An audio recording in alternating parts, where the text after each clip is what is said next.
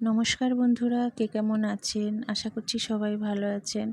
তো আবার একটা নতুন ব্লগ নিয়ে এসেছি আপনাদের কাছে। দেখতেই পাচ্ছেন আজ বানাবো হচ্ছে ইলিশ মাছ ভাপা। তো ইলিশ মাছ ভাপা বানানোর জন্য আমি নিয়ে নিয়েছি ইলিশ মাছ, সামান্য একটু পেঁয়াজ বাটা, তাতে দিয়ে দিয়েছি সর্ষের জল, দিয়ে দিয়েছি ৬-৭টা কাঁচা লঙ্কা, তারপরে দিয়েছি পরিমাণ মতো নুন, একটু সামান্য লঙ্কার গুঁড়ো, একটু সামান্য হলুদ আর বেশ কিছুটা সর্ষের তেল।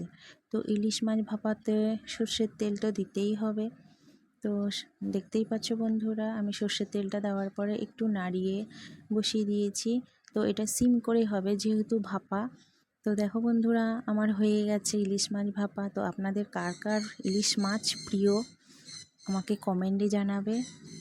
আবার দেখা হবে নতুন একটা ব্লগে।